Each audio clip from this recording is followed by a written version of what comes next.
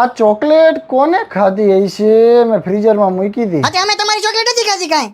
મેં તને કીધું કે તે ખાધી હે એમ. મારી હામું જોઈને હું કહેશ? ના ના ના, તું સામેથી દોઢો થયો એટલે તે જ ખાધેલી હોવી જોઈએ. ના ભાઈ ના, અમે નથી ખાધી કાંઈ તમારી ચોકલેટ. અમે સ્વાભિમાની માણસ છીએ, કોઈનું ખાતા નથી પૂછ્યા વગર. નામ ન ચડાવ તો મારા ખોટા લે. તો કોને ખાધી હશે? મમ્મીએ ખાધી હશે. મમ્મી કોઈ દી ખાય? તને શરમ આવે હે બોલતા છે જે?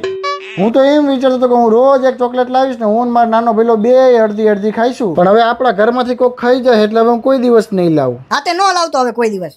અને લાવી હોય તો વાંધો નથી, હું ધ્યાન રાખીશ તમ તારે. ના ના, ખોટી તારી ઉપાધિ રાખવી ને એટલે નહીં લાવું. ના ના હવે વાંધો ન આવે, તમ તારું ધ્યાન રાખીશ ફૂલ. પછી કઈ ના રે ના, આવે એવું કઈ લાવી નથી. અને નો લાય તો કઈ નહીં, બરોબર? આમે ચોકલેટ ખાવાથી દાંત હળી જાય, અમારે ખાવી નથી ચોકલેટ. હા તો સરસ લ્યો.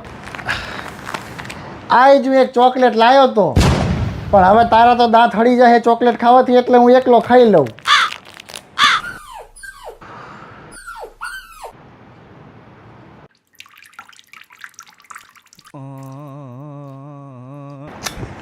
વાવ,